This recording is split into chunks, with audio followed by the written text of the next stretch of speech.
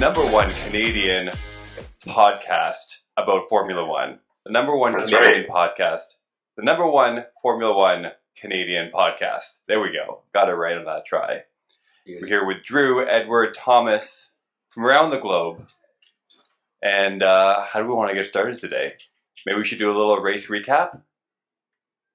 It was a fantastic race. Lots of rain, lots of DNFs, not a single podium. So very entertaining to watch, and hopefully it never repeats itself again.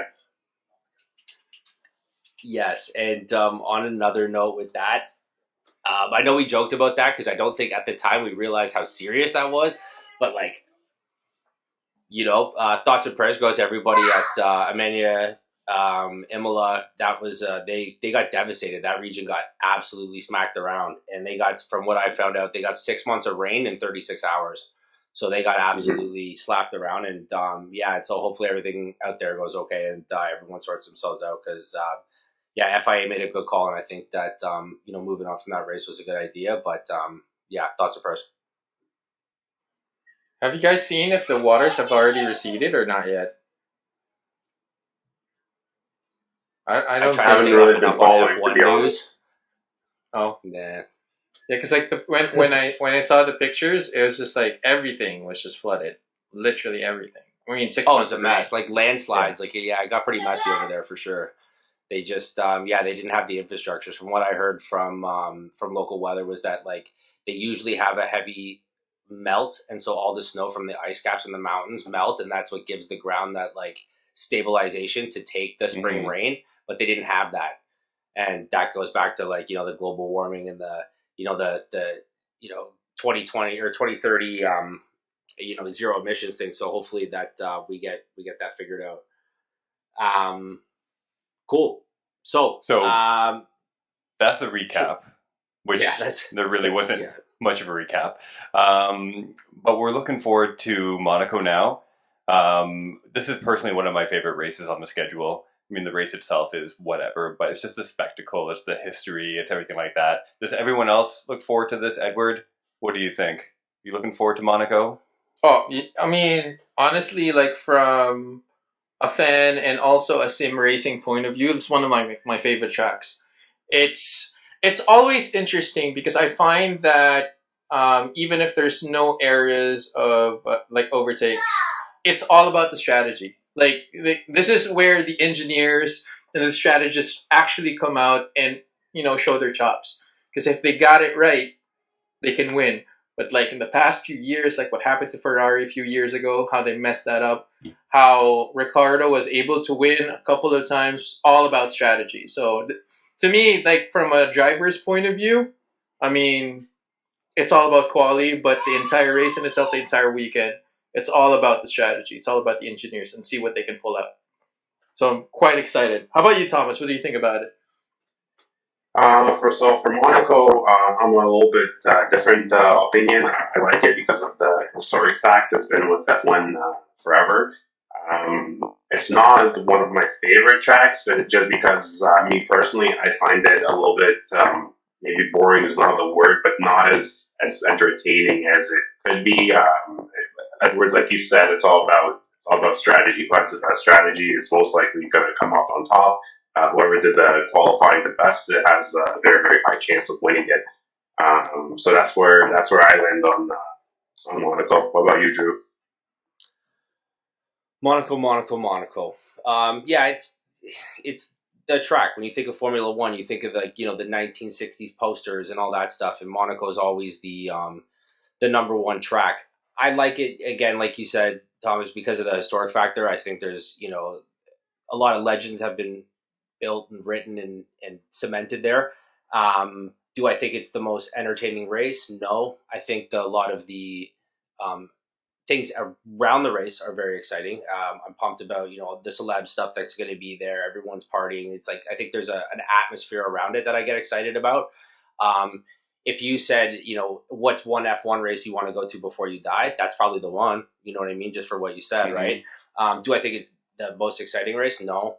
But I also think there's a lot of teams that need to do a lot of things, I think, in this upcoming Monaco that was missed in Imola. And I think that because we have a shorter season now, all of the teams with the upgrades, I think, are going to have an ability to either push for their upgrades to come out in Monaco, or they're going to wait to see what happens. Like, I think Mercedes has some side pods that they've been working on, but I don't know if they're going to want to, debut them here, and one of the boys puts it in a wall or somebody crashes on it, because who wants to find out the hard way that a $2 million project is going to be, whether it's going to work or not. So yeah, I don't know. We'll see what happens. I'm pumped for the race this weekend. Obviously, as an F1 junkie, I haven't had my fix, but I am looking forward to the race. How about you, Walk? Yeah, I think to your point, the bucket list of races to go to is Monaco, and it's definitely on my list as well. So who knows? Maybe Monaco 2024 will all be sponsored by Aston Martin, and they'll have us to the race. But I want to go back to something you were talking about, Edward, about the strategy piece. And a lot of people look at Monaco in terms of, it's qualifying. Like, you're there to qualify, and that's the running order, and that's just how it's going to end. Your point of view, how do you see strategy really playing into the race itself? What are some of the different elements you would look for? Well, for me, it's more about the play between when are they going to box if there is going to be an incident, which normally there's always an incident in Monaco.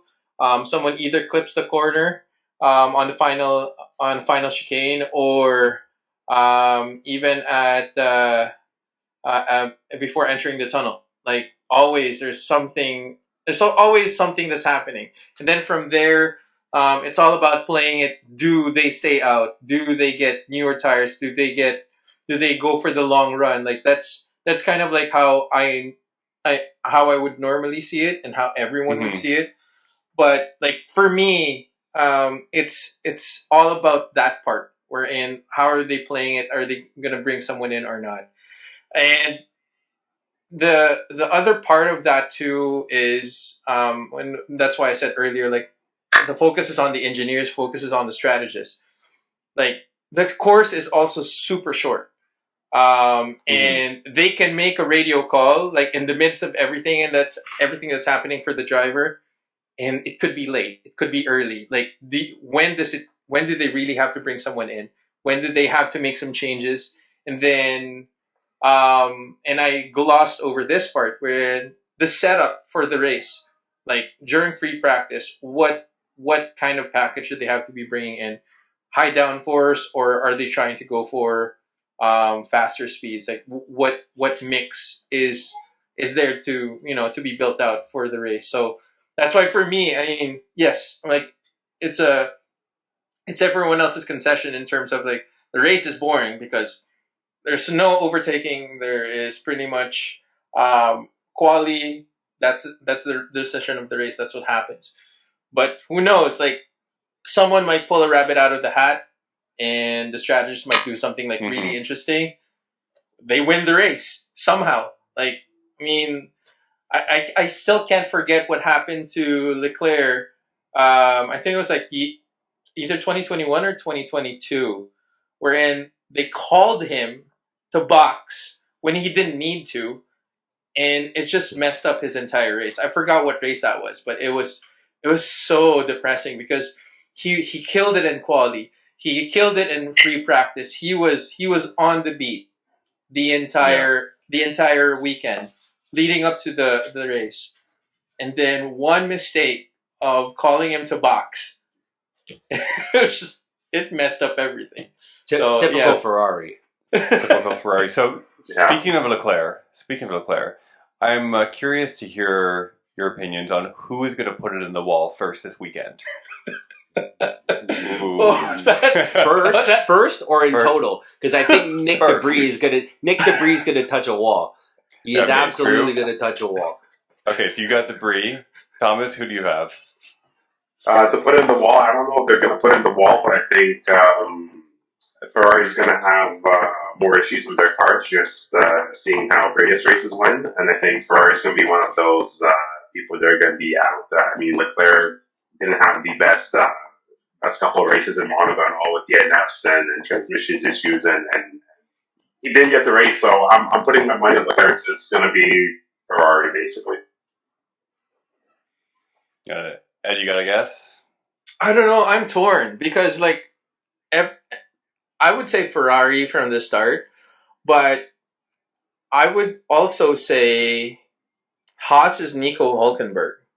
Like when I don't know if you guys have noticed, he's been like aggressive out almost every race. Like he's come out with a vengeance, and like I have a feeling that he's gonna try to push it a little bit more because he's been overshadowed by Magnussen, and just like I have a feeling that he might push. But yeah, the typical guys that hit the wall, De Vries, I would say maybe even Yuki Tsunoda.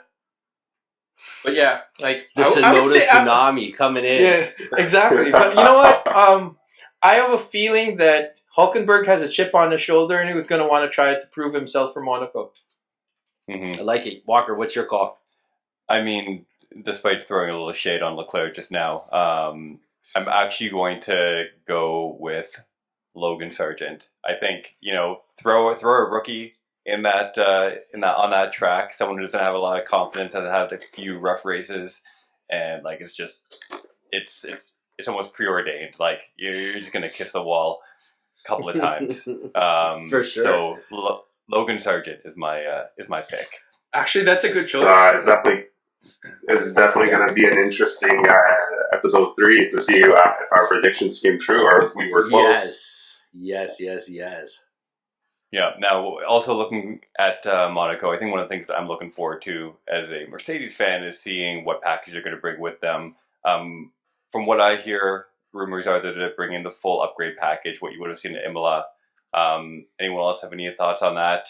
Looking forward to it. What do you think they're going to do this weekend? I think that Alpine and I think McLaren, I also hope that Mercedes comes with their package. I know that they've put a lot of work in. There's been a lot of talk around Formula One news, the paddock and all that kind of stuff that I've been reading, that there are some big upgrades coming out. I've also heard that a lot of teams are weary about bringing it to Monaco, again, for the same reasons that we're talking about. We're not asking if they're going to put it in the wall. We're saying who's going to put it in the wall, right? Mm-hmm. And with the money that these guys are talking about, I don't actually know if they're going to have the true test of these upgrades. They're not going to want to bring these upgrades out to a one in an entire season race because there's no other Monacos. You know what I mean? It's like, I guess Singapore would probably be the next closest. But, that being said, I just don't think that a lot of teams are going to want to risk it, especially if it's not a high downforce upgrade. Just my 2 cents. I'd love to see the new Mercedes out on track with the side pods. Obviously, I'm a Mercedes fan by nature, but, is it a smart play financially and, as far as testing, like the numbers are concerned? I don't know if it's the smartest play, straight up. How about you, Ed? Honestly, I think, and this is kind of like alluding to the other topic that we wanted to talk about, but I don't want to talk about it just yet. I think that they should bring out all the upgrades, being that Hamilton really needs to see, because he's been making a lot of noise. Like everyone knows that Hamilton's been very, very vocal about how Mercedes is, they're not really performing really, really well. And, how Toto Wolff was like, everyone's got a target behind their backs. And I'm like, you're seeing just a target, nothing else. So at this point, like, I think they need to bring it. They need to show the entire arsenal of upgrades that they have. However, the other side of it is that, to Drew's point, is financially speaking, like there is a lot of investment that was put into it. And with any type of testing, one of the most technical and tightest tracks in the entire calendar, if you bring it out there, you make one mistake, yes, you're going to the wall or you're going to break it, and it's a double-edged sword. You not only destroy the car and the upgrades, you just proved to Lewis Hamilton that whatever upgrades you've done, it's not going to work. And he's not going to be happy again. So, like it's now up to Toto and the rest of the engineers. Like, do we bring it or not? So that's how I would see it. What about you, Thomas? What do you think about that? You guys, both of you, Edward and Drew, hit the nail on that perfectly. Mercedes needs those upgrades, and what you said, Drew, it's. I don't think it's a good idea. It's too costly. This is not the right time. This is not the track for it. And my 2 cents, I think they would be better off waiting till a more track that's more overtake friendly. Like I said, you guys basically, you made all the points, and yeah, it's not the right time or place to bring those upgrades out. Definitely not Monaco. So it's interesting seeing you guys all kind of share the same opinion, because I kind of have the other side of it. I think they need as much track time with this new setup as possible, and I think any kind of data collection that they can get is going to benefit them, just because they're so behind. Even if it's Monaco, and as I understand, it's going to be a bit of a higher downforce package as well, so that will serve them well at that track. But I think at this point it's like, budget cap, whatever, money, whatever. Like, I think it's just like, we need to get the drivers in the seats of these new cars, these new dynamics, and collect data. Like, that's all it is. Data collection, data collection, data collection. Because, as I mentioned, they're just so far behind that I think they don't have any choice but to bring it this weekend. So we'll see. We'll see kind of which one of us are right and which one of us are wrong. But and it's also something to look forward to. I mean, just selfishly, I'm looking for like a little bit of a change, a little bit of an update, something to look forward to. That I agree with. I'm in your camp on that one, Walker. I'd love to see something different, and I'd like to see some spice on the track. Just to kind of shake it up a little bit. Yeah, progress is nice, right? Yeah. Anything, even if it's backwards, just like, let's see some kind of action, because to everyone's point, right, it's been a bit of a painful season so far. No one's really happy. Lewis is not happy, which Edward alluded to earlier as well, talking about what is going to happen. There have been some rumors that have come up about Lewis and his future with Mercedes. The main rumor that I think is swirling around right now is Ferrari next year. Thomas, what do you think? It's definitely a spicy rumor. I'm a little bit torn what to think about this. Leclerc signed a great amount of time with Ferrari, and and he wants to win a world championship. I see he has the flame. He wants to get it. Lewis is one of the greatest drivers on the grid right now, no doubt. But I think he's really, really committed to Mercedes, and I think Mercedes is really committed to him. And I read that Ferrari's willing to give Lewis a shit ton of money, basically, to jump team or do a driver flip or something like that. But I don't really see that happening. I think Lewis is going to stick it out with Mercedes and be loyal to Mercedes and Toto and try for another world championship. What about you, Edward? Honestly, I'm still reeling from that, that final race where Verstappen won his first.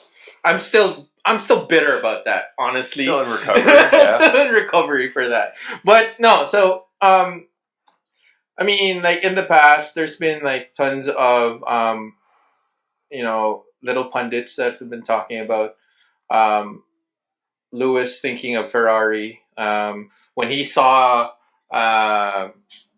Sebastian Vettel move over from Red Bull to Ferrari. Like he took it to Lewis during the heydays of Mercedes. During the previous iteration of their vehicles. But you know what? Honestly speaking, like from someone who has followed Lewis from his very first Formula One debut, I have a feeling that he may stick it out. I agree with Thomas. He may stick it out, but it'll depend too on what Mercedes does this year. Being that his contract is ending this year, and a lot of other teams are going to really try to get him. And Ferrari being that one, and how I have a feeling too that might be, if it does happen, Carlos Sainz's seat is going to be, in peril. But yeah, like it would really depend on how Mercedes performs this year. Because if they do, like, if they can even at least take it to Aston Martin, this is kind of like beating them right now, and take it to Ferrari, depending on the new package that they have, he may stay. But if it gets bad and like nothing still happens, no changes whatsoever to Mercedes's like car, you'll never know. It could happen, honestly, because like when Lewis went from McLaren to Mercedes, he went to that team when their car was not good. Like their car was horrible. They were losing left and right. He jumped ship at the perfect time. Definitely jumped ship at the perfect time. Yeah. Yeah. So I that's how I would see it. Like it'll really depend on what Mercedes does this year. I think that there's a couple of like parallel storylines here, because we have the issue of whether Lewis Hamilton is going to Ferrari, how bad Ferrari wants Lewis Hamilton. I think what I've been hearing around the paddock is that 40 million euros is what Hamilton has been offered. I don't know if it's about the money. I'd love to say that it's about like a story ending of having Hamilton be at Ferrari. Every race car driver always wants to drive for Ferrari at some point in time. There's that portion of it as well. There's a lot of conflicting ideas. Like, do you want the guy who like jumped to Mercedes and had an absolutely amazing career there, took it from zero to hero, was the hero, is the hero, and just, leave it there and retire gracefully with the team that like made him? Or does he jump ship, his idol, Niki Lauda, like, Ayrton Senna, these guys, like, they were jumping ship all over the place. And would he like to go to Ferrari at the end? Of course. Is Ferrari going to be able to offer him a car to get his 8th championship? Who knows? I can't call that. I have no idea. As of right now, no. I don't think Ferrari's delivering a car like that. If he goes, play that out. Like, if he goes to Ferrari, he's going to be taking Carlos Sainz's seat. Let's call that right now. Does he want to play second fiddle to Leclerc? Leclerc is going to be their driver long term. They can't even put the money and time and effort into Hamilton. He'll be like, the secondary, even tertiary spotlight in his glory years on his way out. Is that how he wants to be remembered, as like a whatever driver for Ferrari, while Leclerc's taking all the credit and the champion, all that stuff? And I don't know. I have mixed feelings about it. What's that? No, finish off. Sorry. Yeah, I have mixed feelings about it. I think that, Lewis Hamilton, I love him. He's my favorite driver. I love him. I think he's a GOAT. Great driver, great person. But I don't know if the Ferrari plays the play. I think he has more loyalty bone in his body, Sir Lewis Hamilton. For sure. And to the point that you were just making, everyone's assuming that Ferrari is an upgrade at this point, which I don't know if they are. Right? From, a pure machine standpoint, I don't know, debatable. From a team standpoint and a strategy standpoint and the way they run that place, fuck no. So I'm going to put it out there. I think there is zero chance he is going anywhere. I think he is going to sign another 2-year deal with Mercedes. He's going to finish his career. He's going to see how it goes. Maybe he, if there's really no progress in the platform after next year, maybe he'll dip out early, but I don't think he's going anywhere. I think he's got too much invested in that team. I think he has too much of a relationship with them. I think it's just so intertwined, and I don't. There's nowhere else on the grid that he could go other than Red Bull that could give him a better chance of winning at this point, and we all know that's definitely not happening. So yeah, I don't think he's going anywhere, but it's fun to talk about, but I think it's completely unrealistic. That's my take. So that brings me to another point on that, that parallel storyline I'm talking about. we are just openly assuming and talking that Ferrari's dumping Sainz. Like, we just assumed that, you know what I mean? Like, they both have contracts till the end of next year. And I think that there's an ability, because we have the Audi Sauber team coming in, that Sainz jumps over there. I think that might be a very good opportunity for him to get not a number 2 fiddle, get a good seat in a good car. If there's some good upgrades that happen there, you know, that team has a big shakeup, and eventually by 2026, it'll be Audi official. Sauber won't be a part of it anymore, from my understanding. But, you know, Thomas, what do you think about that? Like, how do you feel about, you know, Sainz and Leclerc and what Ferrari's got planned short and medium term? Honestly, this is a good question. I think I don't see any other drivers that suit Ferrari as well as those two. I think they screen Ferrari perfectly. They seem well, and it seems like they belong there. Like I said, I don't think Hamilton is gonna jump over ship the Ferrari. I think both of them are gonna stick it out there for as long as Ferrari's Ferrari, and as long as they want to be there and the team is willing to have them. That's my take, and yeah, that's where I stand. What about you, Walker? Well, yeah, I'm kind of challenging the notion that Charles has a firm grip on that number 1 position. You know, 2 years ago, 100%, he was like, you know, the wonder kid. He was the star. He was firmly the number 1 driver. I don't necessarily think he's proven himself to be a solid number 1 seat in that team, given his performance over the last, you know, couple of years. Now, yeah, a lot of it was, you know, operationally, Ferrari had a lot of issues last year, which we all know about. But, you know, he also threw it in the wall a few times when there was really no reason to throw it in the wall. And I think, you know, he is the incumbent number 1, but I think Sainz makes a really strong case. Maybe not be the number 1 on that team, but to at least, you know, be treated fairly as an equal.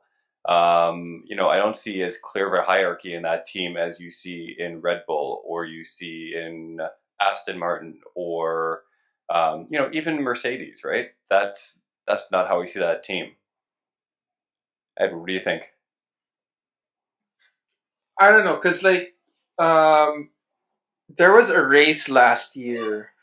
I forgot what race that was, where Carlos Sainz was ahead, and they kept on calling on on Carlos to kind of like give way to Leclerc. To swap, yeah. Yeah, I remember that, and I don't know. With he told them to fuck off. If anyone else hadn't watched the race, he said, "Not a chance." I understand what you're saying. Check, but beat it. Yeah, no, exactly. And just me going back in my memories, like when the new platform came in, like the first few races between Red Bull and Ferrari. I don't know if you guys remember that first race wherein every single corner, Max and Leclerc would just like swap places every single time. Like Max would chase him down on the straight, and then once they get into the infield and the technical corners, Leclerc would get ahead again. So it's just like, I mean, if Leclerc kind of like brings out a little bit more of that, yeah, he's definitely the number 1 driver, regardless of what happens to Carlos Sainz. But I have a feeling that Carlos Sainz is going to kind of try to turn it up this season, being that he had a taste of it last season. Like he was getting a little bit more preferential treatment. He was adding a little bit more spice into his driving, and yeah, I mean, who knows when the new team comes in for Audi? I don't know what will happen, but just like any other team, when your second driver is not happy, I mean, let's talk about like the big rivalries and the teams. Like you send out Prost, you have Lewis Hamilton, and who was the other guy? Nico Rosberg. You had the old Red Bull pairing of Mark Fernando Webber Alonso and everybody. And everyone exactly the pettiness of Fernando Alonso. You know, it really depends who at the end of the day who performs. But yeah, I think Leclerc is going to take this team if he continues to just try to better himself and try to bring out the old Leclerc and then stop complaining about all of the issues with the car, all the issues with the bad calls. Honestly, I think the drivers are good. Everything else in Ferrari is just why it keeps on happening. Yeah. I mean, they've both shown flashes of brilliance, right? Like, they've all shown that they can be winning drivers, that they can lead a team. It's consistency, right? Consistency within the team, but also consistency within the drivers, which is severely lacking in that team all throughout. It's probably systemic to a certain degree, right? But every facet of that team is showing inconsistency, and that's why they're not able to really achieve the levels of greatness that perhaps they could with the machinery that they have, with the resources that they have, being one of the biggest teams in the sport. I honestly thought that they were gonna go ahead. I think Leclerc, the argument's been made repetitively that he is the fastest driver on the grid right now over the course of one lap. Whether you agree with that or not, he's shown that time and time again. Like, to call him Mr. Qualifier is not a stretch, right? That guy throws together some absolutely insane laps over one lap. And this is where I think the Aston Martin team does not have the one lap pace, but they have the race pace over the course of an entire, like, it's a long time around that track. It's not just one quali session. And Leclerc, there's a tipping point for that car, and he pushes it every single time, and that's how he gets that amazing quality time. But you can't keep pushing that every single lap in a race, and he does that because he wants to stay competitive, and that's in his DNA code. But that Ferrari is on a knife edge, like a razor's edge. And if that's a line, he rides a fucking unicycle down that line because he pushes it like he's a habitual line stepper over the line every time. And unfortunately, him stepping over the line costs race wins, costs millions of dollars, I'm sure. And, well, at least for us, it gives us something to talk about, which is awesome. But I think, too, that, this is the quality pace versus the race pace is exactly where I think Fernando Alonso is going to come into play, because that Aston Martin has that race pace. And anytime people have talked to Fernando after a race, they're saying, when's your win? When's your win? And he's guaranteeing a win this year. Without, I'm paraphrasing, but without saying those words, he's like, I'm winning a race this year. Non-negotiable, which I think is awesome. And everyone said, what race? And he says, Monaco. So, it's time to put up or shut up. You know what I mean? This is it right now for Fernando Alonso. What do you think? Do you think Fernando Alonso, let's take a poll right now. Do you guys think Fernando Alonso is going to quali? Because that quali is going to show what that train car looks like as they all go through Monaco. Do you think Fernando Alonso has the quality pace in him and in that Aston Martin underneath him to win this race? Monaco? What's your joy? Yeah, he's called it. He said this is his race. Yeah, no, I don't think he's winning Monaco. I don't think he's. That was a quick no, dude. You didn't even hesitate on that one. Yeah, no. No, I don't think the car has the pace for that track. I don't think he's going. He might be top 4. Maybe I could see him qualifying top 4. But he's not winning Monaco. Ed, what do you think? I don't know. I want to root for him because, every time he gets on the, I love him. Yeah. No, but I want him to win. Because I know everyone does. I think we all do. Everyone's there's this nostalgia about him. You just want Old Man Rivers to pull through on a race and just I don't know. You're right, Eddie, 100%, dude. Everyone wants him to win. I hope he can pull it off. I feel the same way because it's every single race that he's got a podium, there's so many chances he could have won that race. So many chances. And, with his experience in Monaco, he is he the oldest driver? I think he is the oldest driver on the grid right now.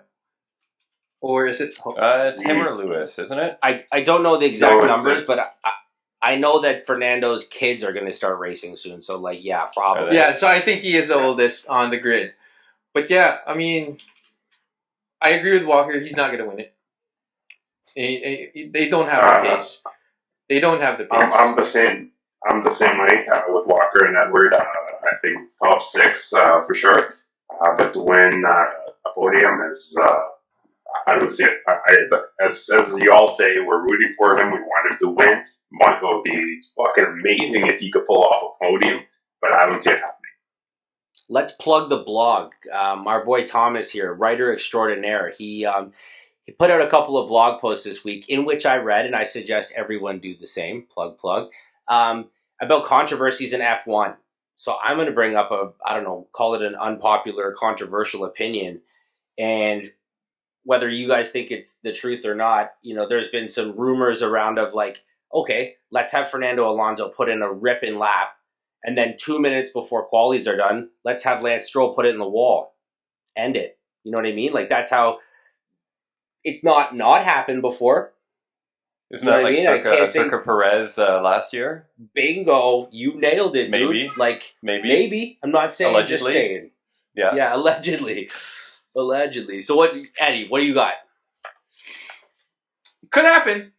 But what I was thinking, but here again, like I mean, I always like to be on the other side of the fence. I always want to be, counter, anti-clockwise, whatever you want to call it.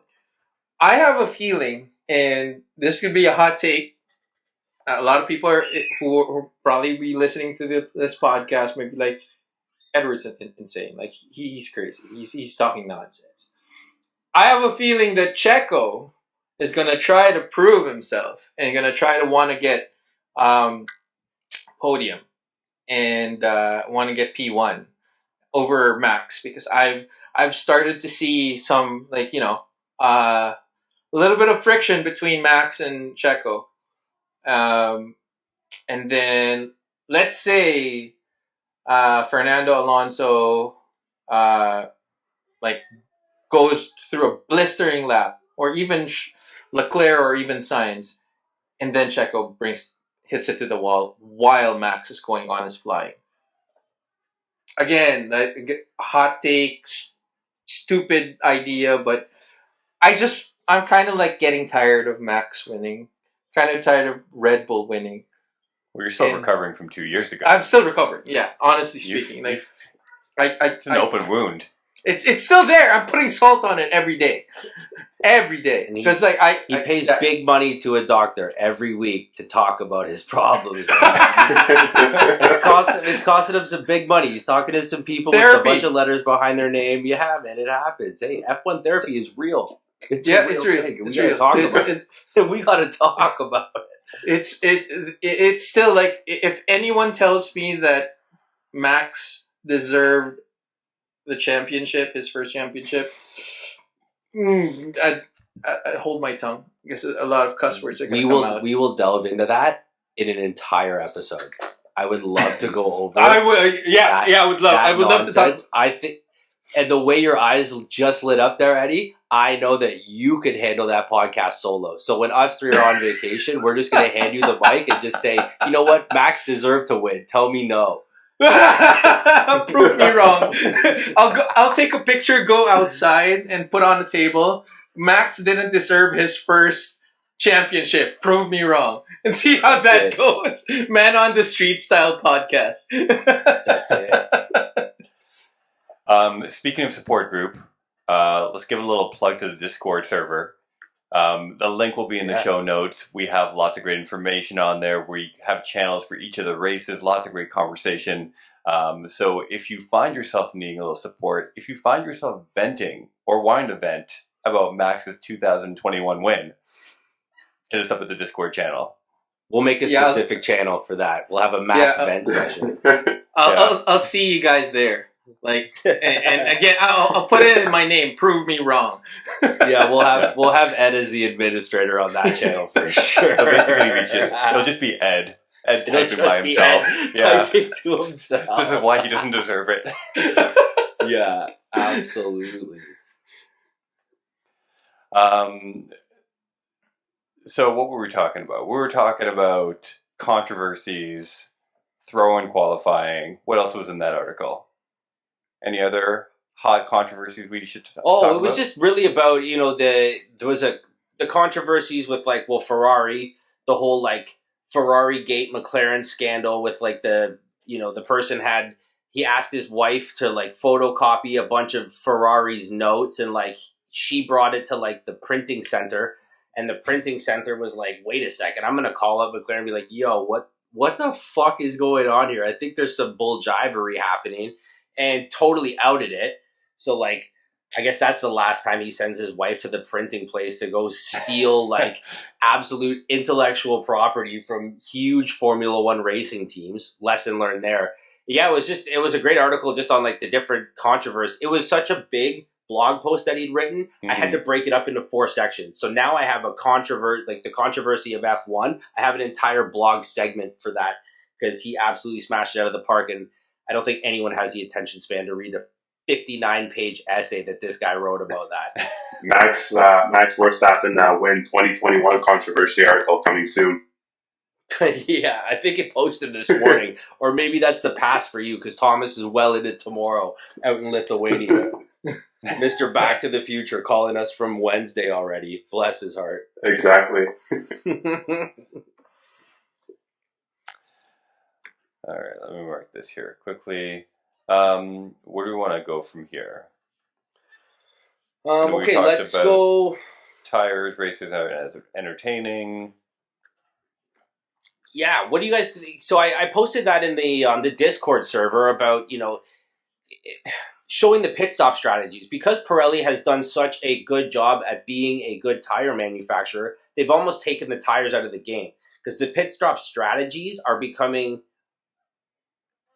all the constructors are following the same pit stop strategies. Because when they put it in their little algorithms, it goes beep, bop, bop, beep, boop, boop, boop, and then spits out the same answer. So all these guys are throwing down the same things. You might get 1 or 2 guys on the grid, a.k.a.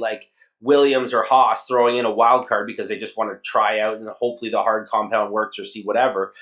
But I think that there's an opportunity for Pirelli to kind of switch things up a bit and maybe not have such a perfect tire, because then they'll be able to throw a little bit of I don't know, just some shake and bake on the order, because I think there just needs to be a little bit of a switch up.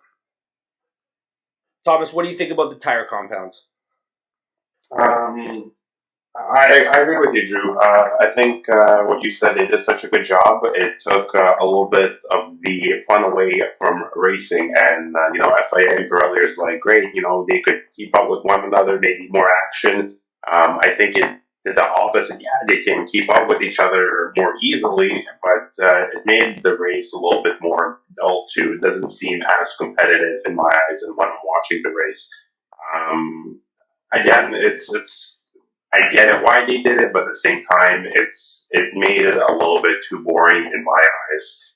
And yeah, I agree with you. It would be nice if they could take it back a notch.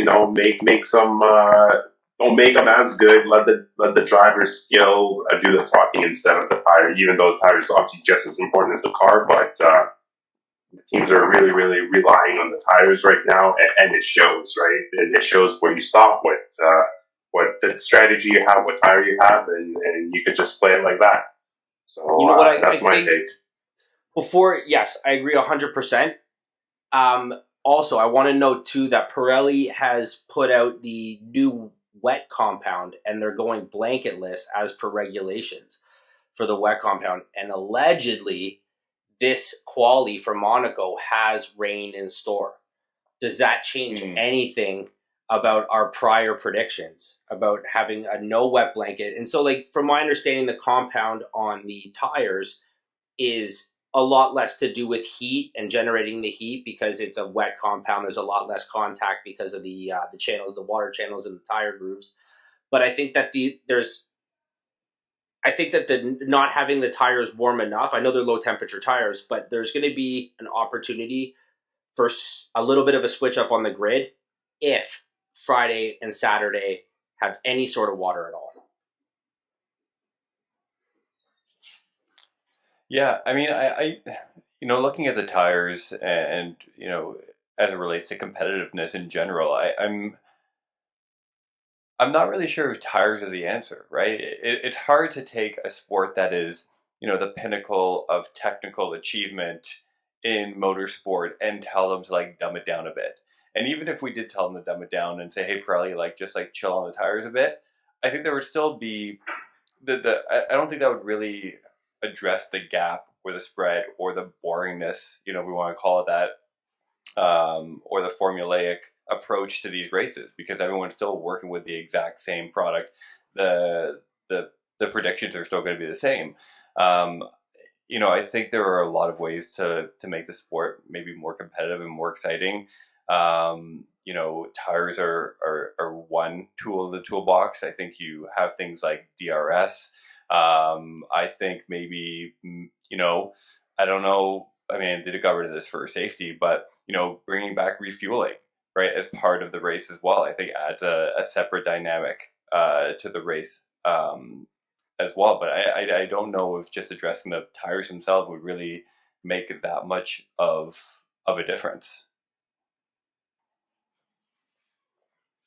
I don't know. For me, like it's because like for the past few years, like the tires have been like on and off. Like there would be years where it's just like absolute garbage. Everyone's complaining about it. So too much degradation, too much issues. The sidewalls exploding, even if it's a brand new tire. I think the way things are being set up, because that like remember when they went to the new platform, their entire goal was to have more wheel to wheel racing, a lot more, because they closer, tighter battles. Exactly. Yeah. And that was good last year. I mean, like in terms of how the different cars were just going back and forth in terms of a lot of battles, a lot of overtakes had happened.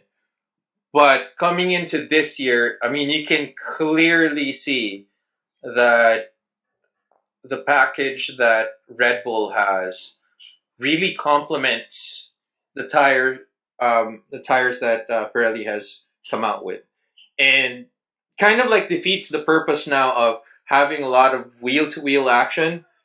Whereas when you have another car that pretty much like blows everyone out of the water, and then you have a fantastic tire too. I think what would really change it from my point of view, and again, it's just my opinion, but when they start really cutting down on the finances of the big teams, and like having that capital cap on what teams can spend on, that may start to bring things down. But I mean, for me, I'm all about like having good tires. But yes, the other trade-off is that we no longer have really fantastic undercut strategies. We don't have any issues right now with blowouts that leads into safety, virtual safety car, or safety car, or even a stop of the race, depending on how bad the situation is. And that's part of the fun of the racing within F1. Mm-hmm. Like you need to have those in order to kind of like, oh crap, we boxed in too early, or we boxed just right at the right time, and with a fantastic tire, the undercut is right there, and that normally may win you the race. So I mean, let's see what happens next year. I would give it a chance. Like nice tire is always nice, prolongs the race. If they bring down the spending cap, kind of like normalizes every single team, that may create a little bit more action. But yes, to everyone's point here, this year it's going to be pretty much all Red Bull. Like every driver's going to be like, tires are fantastic, my car is fantastic if you're in a top leading team, but if you're not, then it is what it is at this point. I have an idea. I think I found a way to fix Formula One. Oh, paint! You heard it here first. You heard it here first. Paint all the tires the same color, and it's just a lottery system. You get what you get. Interesting. You get what you get. Now, do you get 4 of the same tire, or could you have like a soft, hard, and intermediate? No. You're obviously going to know inners and wet, but we'll do sets, because I don't want to get crazy here. But I think it's just blind lottery system. You get what you get on a race day. The crew doesn't know. The driver doesn't know. Just throw them on, throw them off, and that's that. Problem solved. Yeah, but flawless plan. I see no flaws in that. There's no kinks in that armor at all. Yeah, no, it's brilliant. Brilliant. We should call up F1 right now. I love it. I love it because that will add the guessing game again. And everyone has like had then your force really, like your cadence and your pit stop strategy is determined on like the actual performance of the tires. You can't really predict. Does anyone have Stefano's number? Not offhand. I'll have to go back to my BlackBerry. Yeah. Okay. Good. Keeping it Canadian. Like in perfect Canadian fashion, though, we ask for something. We want great tires, and then we get it, and then we complain about it. All we want is summer all year, and then we get summer, and we're like, it's too damn hot. Well, we just want some winter. We want a white Christmas. There's too much snow. Typical Canadian fashion, right? And here we are. We have great tires. You know, Esteban Ocon and I think was it Hulkenberg or Magnussen going the entire race without needing to change tires, and they had mandatory pit in Baku. I think it was Baku, no, Azerbaijan. And that was the most exciting part of the race, was having Ocon come in to Parc Ferm, shout out to Parc Ferm, and coming in and almost smoking a couple of the photographers who weren't paying attention. They closed everything off. That is the most entertaining part of the race. When you look at all the highlights, that's the YouTube clip. Because the race sucked. Straight up. Yeah, that's true. It was super uneventful. Which is too bad, because that could be a really fun track to watch. It's amazing. And it's traditionally one of my favorite races to watch. But yeah, there wasn't much going on there. Despite them, I think they adjusted some of the DRS zones, tried to make it a little bit more competitive. But again, it was just, they were just lapping at that point. No, Walker, I'm actually glad you said that, and I don't know how you guys feel about this, but in my opinion, the last couple of races where entertainment was not there. It had a couple, interesting moments, but when I was watching the last couple of races, and I know I'm not alone in this, I know my coworker who follows F1 as well, he said it's not as fun or entertaining to watch as it was last year or the year before. What do you guys think? What's your take on that? Drew, I think that there's this is the concept of the gap in the game. You either focus on, the gap being like, oh, it was better before, or you can focus on the gain, which is like, it's better than it has been in the past on some levels. So, they wanted to achieve, like Edward said earlier, they wanted to achieve like closer wheel-to-wheel racing, have it more exciting, dudes fighting, battling in the corner. And then they switched the car up in order to do that, right? Now they have ground effects that they brought back in because they took those away in the 80s when they first figured that out. And now they're bringing it back to get that closer wheel-to-wheel. But what a byproduct of that was watching Red Bull walk away with it, because they figured out the under kit first. And then, they pumped in a bunch of upgrades, and everyone else took one step forward and they leaped 2 steps forward, right? So we get a solution, and then all of a sudden there's other problems, right? So that's what these engineers do. They get a rule book, just like lawyers. They find out what the rules are, and they learn how to break them, right? Or bend them in such a way that the FIA can't say anything. So I believe that they're doing their best, and then they're going to find another way next year, whether it's tires or, like Walker said, I doubt they're going to bring back refueling. But an idea like that to kind of spice it up a bit. And I think, and why I brought this point up, is I think that tires are an easy way to do that. That if they have just, bigger gaps in the compounds between, like, because right now they're using like C1, C2, C3 tires. Why don't they use like C1, C3, C7 and just have a bigger gap in the tires, so that you have to play them out differently. If you have to have 2 compounds, they're not right beside each other, right? They're the super soft, the ultra soft, the infinity soft, or whatever they were calling them before. If they just, all they have to do is switch it up a little bit that way, just to see if it brings the pack together, or if it just makes it more entertaining. Because, like you said, Ed, like the undercut and the overcuts they're just not a play anymore, right? Thomas, what do you got on that, bud? I agree. If they would go that route, like you said, C1, C2, C7, or whatnot, that changes everything. That changes a lot of things. Strategy becomes almost a dominating force. You really have to think what tires, when to pit and what tires to put at what point in the race. Yeah, I agree with you on that one. Edward? Sorry, I was on mute there. But yeah, I mean, like, specifically for this year, the tires are going to be the end all be all in terms of stability for the entire season.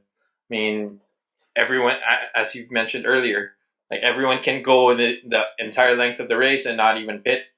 So that's out of the game. But like having that, I like that widespread, because I remember back in the day, they called.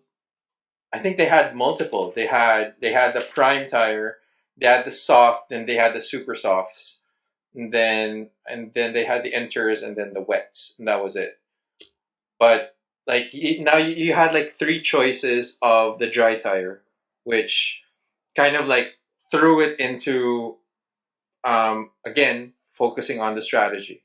So this year, as I've mentioned earlier, like it's going to remain the same, regardless of what's going to happen when it comes to the tires. I think now it's all going to be just focusing more on what other upgrades can they actually do.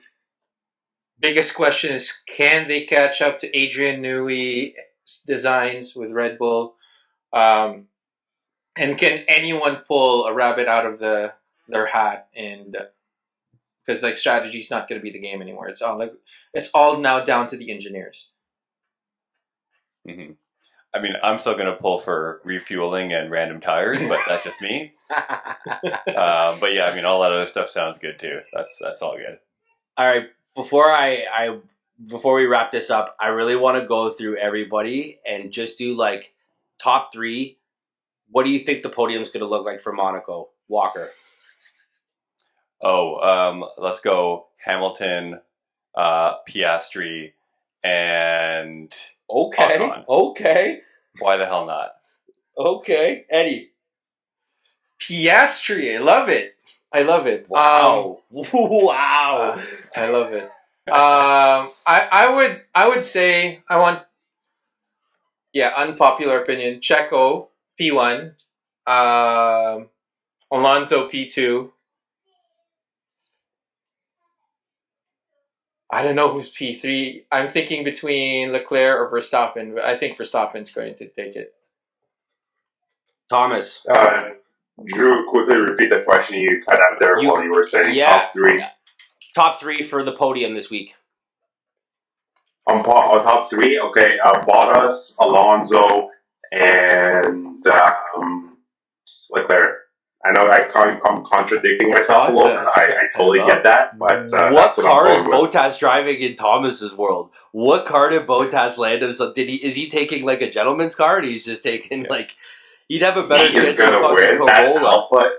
That Alpha is gonna unleash its power, and the whole grid is gonna fuck up, and he's gonna make it, and he's gonna be P1, baby. I love it. He's driving. I'm taking my headphones off. I can't even listen to this nonsense. This is absolute nonsense. All right, I'm gonna wrap this up. I'm gonna go with. Are you the voice of reason here? No, I'm the voice. Yes, the voice of fact. This is gonna happen. I'm gonna pull out. Charles Leclerc is not gonna put it in the wall in qualities. He's gonna pull it out, and I think he's gonna take number one. Number two, I'm going to go with Checo because fuck Max Verstappen, but realistically, I think Max is a good driver, and I think he's going to come in third. But I'd love to see Leclerc, Checo, Verstappen. That's me. Well, that's just boring, man. You trying to be ready? trying to be entertaining. Oh, no. We're not taking our long shots here. If we want to do top three long shots, we're just going to start picking people. Then Bottas starts to make sense. Hey. That's it. Take off your pants and show me your Bottas, buddy. There we go. Okay, so we're wrapping up episode 2. Yes, the sir. Pre-Monaco, post-Imola race. Thank you for listening. Subscribe wherever podcasts are heard. Subscribe wherever you're listening to this, because really, you know where to find us by now. Any lasting words? No, it was nice to have Eddie up on deck this time. We definitely rounded out this little. Yeah, I'm pumped it's fun, man. It was fun. When I was listening to episode 1, I kept on just like, I have stuff to say. I have stuff to say. He's getting a serious case of FOMO at home. For sure. No, dude. Yeah, we're glad to have you on board. No, glad to be here too, guys. Yeah, that's awesome, man. That's awesome. Thanks everybody for listening to episode 2. We'll be at you with a post Monaco. Let's hope there's no storms in Monaco, so we get a post Monaco. So thanks for listening, everybody. All right, ciao. Later, guys.